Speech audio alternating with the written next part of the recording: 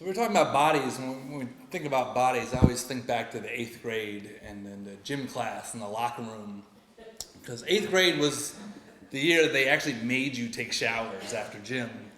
And I just remember being this 13-year-old, maybe 5'2", just scrawny kid with chicken legs and a little bird chest.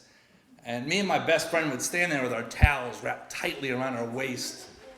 And we'd walk into the showers, and there was a line of shower heads that we had no control over. They just poured water out, and we'd stand in front of it with the towel, and you'd just go, ooh, ooh.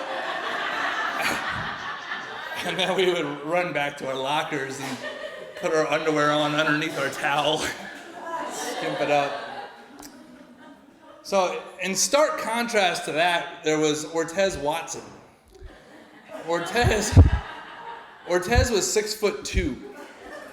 He was the only kid in the 8th grade that could dunk a basketball.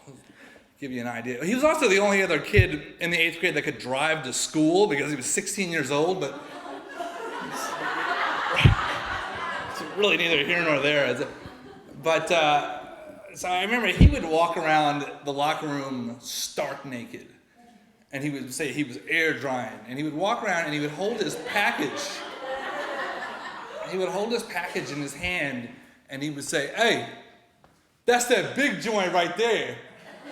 That's that, hey, little man, that's that big joint right there." And at 13, I'm not gonna lie, there's a little bit of you that's curious. You're like, oh, okay, that's great, Ortez. Good God. But there's also a little part of my brain that was going, dude, you know what? Tell him, so what? You're a grown man. You should have a big penis, for God's sake. And I'm like, shut up. But I would never say that out loud because Ortez would beat the pulp out of me. So after gym, we would have to hurry off to shop class, and me and my best friend inevitably would end up walking the length of the hallway talking about Ortez's penis. And my friend would be like, "Good God, did you see the size of it? It was like this long." And I'd be like, "Dude, relax, okay? Like one day we will have big joints also. We will we will hit puberty, and then we will be there."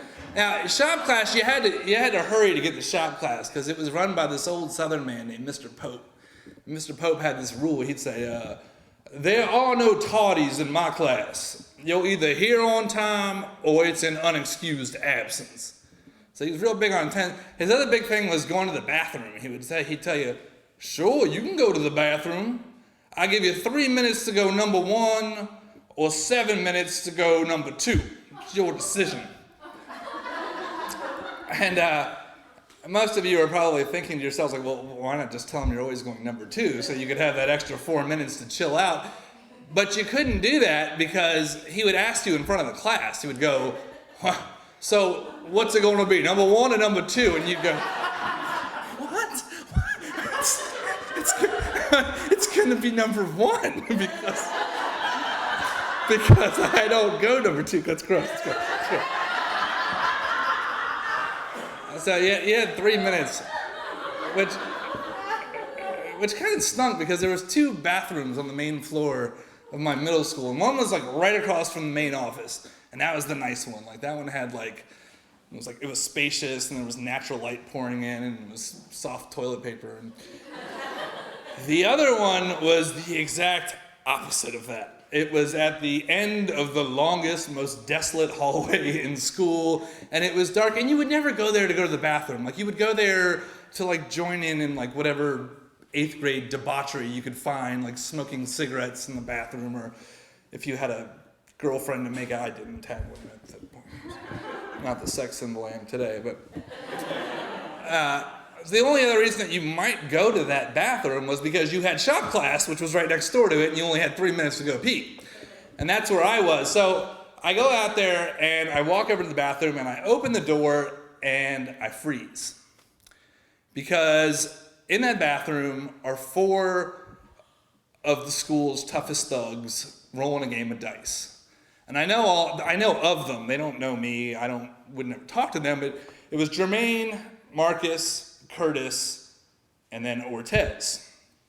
And in my head, I quickly went, okay, the best thing I should just do is just turn around and I will take a blow to my ego because I'm not going to go to the bathroom, but I will also preserve this, and I will preserve this, and nothing will happen to me.